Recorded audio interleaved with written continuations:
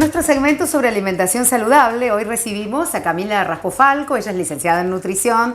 La hemos convocado para hablar del tema del calcio. ¿Cómo hacer para esas personas que no consumen lácteos para ingerir la cantidad de calcio necesaria para nuestro organismo? ¿Cómo estás, Cami? ¿Qué tal, Ivana? ¿Cómo estás? Un gusto estar con ustedes nuevamente. Igualmente, hoy nos has traído ejemplos. Exactamente, hoy trajimos algunos ejemplos para que vayamos viendo algunas otras opciones que son ricas en calcio, además de los lácteos. Bueno, la pregunta venía por el tema de los lácteos, porque viste que sucede con algunos niños que dejan de consumir o incluso personas que son veganas o vegetarianas. Totalmente. Y pareciera que no hay otra opción.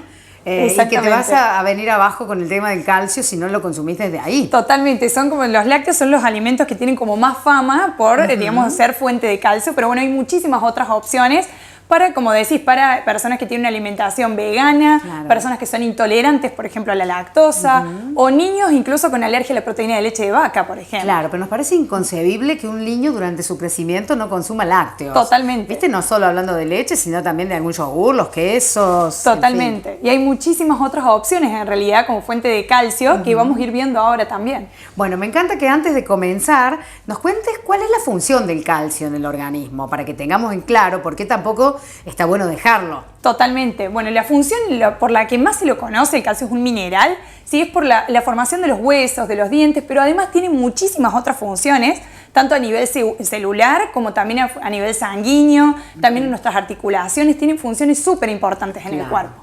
Por lo tanto, es un mineral que es muy importante que lo tengamos en cuenta, sobre todo, y ni hablar si tenemos una alimentación vegana, por ejemplo, o no consumimos lácteos. Hemos escuchado también que especialmente en las mujeres, en la etapa de la menopausia, comienzan a necesitar como una cantidad un plus, extra. Exactamente. Exacto. Sí. La recomendación, digamos, para un adulto que no se encuentra en situación, por ejemplo, con una mujer como la edad de la menopausia, es de 1.200 miligramos y aumenta hacia unos 1.500 miligramos, más o menos. ¿Sí? En esa edad, exactamente. Bueno, ¿cómo conseguimos esos 1.500 miligramos de calcio con una dieta de en la cotidianeidad? Bueno, en la cotidianeidad, digamos, están, por un lado, los lácteos, y si no consumimos lácteos, las otras fuentes que podemos encontrar, ¿sí? Son las frutas secas, ¿sí? Sobre todo las que se destacan, ¿sí? Son las almendras, que justo acá trajimos el ejemplo, pero que es muy importante que tengan en cuenta con las frutas secas. Sí, nosotros ahora vemos el ejemplo de las almendras, pero lo tengo que tener en cuenta con todas, que hay que activarlas, ¿sí?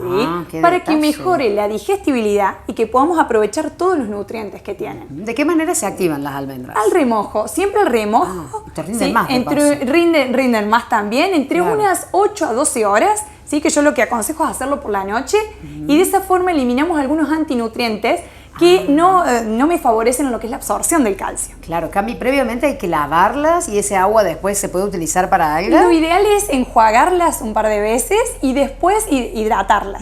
Y ese agua mejor no utilizarla, digamos, porque están presentes los antinutrientes, entonces es mejor no utilizarla en ese momento, directamente lavarlas, exactamente. Bueno. Después podemos secarlas, digamos, por ejemplo, en el horno. Claro, si no hace falta consumirlas exactamente húmedas, totalmente. Bien, en el caso de las nueces, igual. Las nueces lo mismo, todas las frutas secas. Con eso me refiero a nueces, almendras, castañas, todas las frutas secas, pistachos, hay que activarlas para aprovechar todos los nutrientes que me aportan. Respecto a los lácteos, que son vegetales, como en este caso nos has traído el ejemplo de la de almendras, esa es súper novedosa, la de quinoa. Exactamente. Y bueno, nos contabas que hay de todo tipo de leches vegetales. Hay muchísimos tipos de leches vegetales, exactamente. Industriales, que lo que yo tengo que ver es que vengan fortificadas en calcio. ¿Sí? Entonces, y también además leer en los ingredientes, siempre tener en cuenta que están en orden decreciente, de lo que más me aporta a lo que menos, y por ahí buscar las opciones que no contengan azúcar.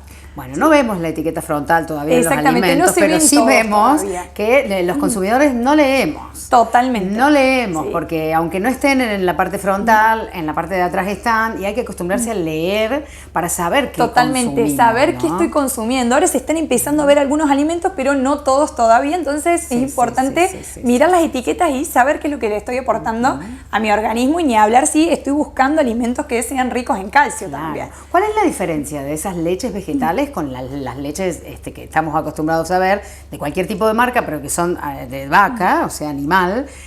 pensamos que la grasa sería un componente que esta no trae. Exactamente. Pero bueno, ¿cuál es la diferencia? Digo, pensando en niños, ¿podrían suplir estas leches, la leche de vaca en los niños? Bueno, esa es una pregunta súper interesante porque ¿cuál es la diferencia fundamental? Bueno, las leches vegetales, como su nombre lo dice, son vegetales de origen vegetal y las animales, al ser de origen animal, lo que contienen son grasas saturadas, ¿sí? Que son grasas que no son de tan buena calidad y muchas veces también contienen lactosa.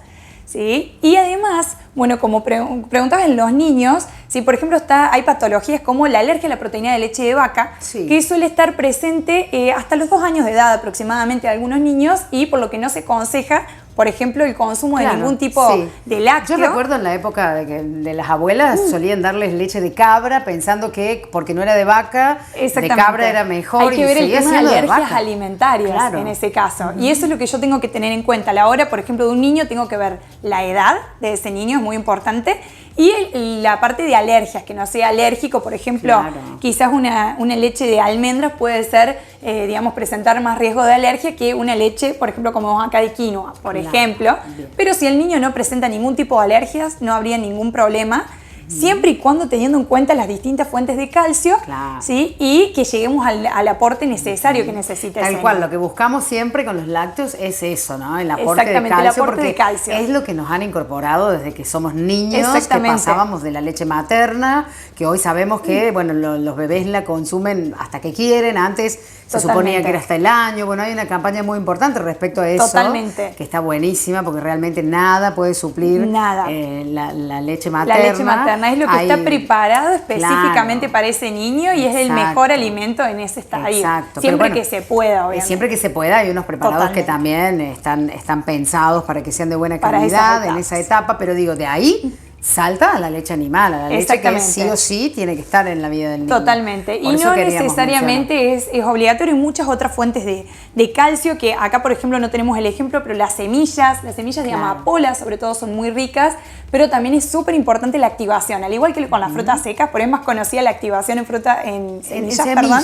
pero no que tanto suele frutas ser con secas. calor. ¿Está bueno eso también o lo mismo hay que hidratar? En realidad lo ideal siempre es hidratar. Después puedo aportar el calor, pero siempre lo ideal, en principio, es la hidratación. O sea que si nos gustan tostaditas, se puede hacer posterior a la hidratación. Exactamente. Pero hacer la hidratación es fundamental. Con semillas muchas veces suelen hidratarlas incluso con las mismas leches vegetales, por ejemplo. Bueno, hoy con ejemplos, la verdad es que ha sido una clase súper completa. Te agradecemos un montón, Cami, como siempre. Un placer estar acá con ustedes. Aprender, porque eso es importante, poder educarnos en la alimentación, que es la base fundamental de la vida saludable, lo decimos acá, de la calidad de vida de nuestro cuerpo, que es el único que tenemos para toda la vida. Totalmente. Así que a ver qué le aporta a mi organismo. Muchas gracias, Cami. Hasta la próxima. Muchísimas gracias a ustedes. Un gusto.